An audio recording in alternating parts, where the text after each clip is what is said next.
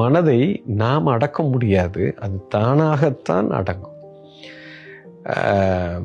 அது அடங்கினால் எல்லாமே கிடைத்துவிடும். இப்ப பிரச்சனையே மனதினால தான். மனம் காணாமல் போகல, நல்லா புரிஞ்சுக்கணும். மனம் அடங்கி நிற்கும், உங்களுக்கு அடங்கி நிற்கும். அது ஒன்றும் உங்களை நோண்டாது. இப்ப உலக வாழ்க்கையில இருக்கக்கூடிய அத்தனை மனிதர்களும், கோடானு கோடி மக்களும், மனம்தான் அவங்களுக்கு முதலாளியாக உட்கார்ந்து கொண்டு இருக்குது. அவங்க ஒரு மனதில் அடமானமாக இருந்து வேலைக்காரனாக இருந்து கொண்டு இருக்கிறீங்க. இப்போ மனம் எப்பொழுது முதலாளியாக இருந்து அது உன்னை ஆட்டி படைத்து கொண்டு இருக்கிறதோ இப்பதான் பிரச்சனையே ஸ்டார்ட். இப்போ மனதுக்குள்ள போய் சிக்கிட்டோம். இப்போ அவன் தான் ராஜா, அவன் வச்சதுதான் சட்டம். அவன் நம்மளை போட்டு கொல்லுன்னா நம்ம சாவுறோம்.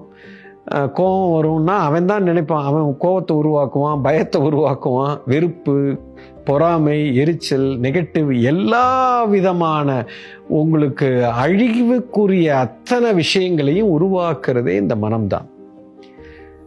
இந்த மனமும் அகங்காரமும் சேர்ந்துதான் விளையாடி கொண்டு இருக்குது.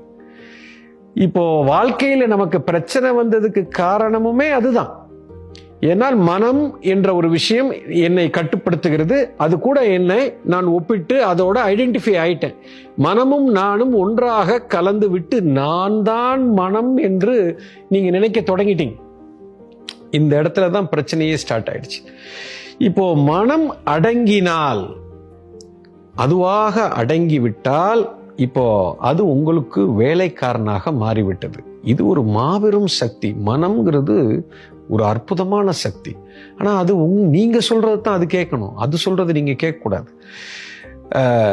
அந்த நிலை வந்து விட்டால் இப்போ விழிப்புணர்வு வந்து விட்டது என்ற அர்த்தம். இப்பதான் நீங்க விழிப்பாயிருக்கிறீங்க.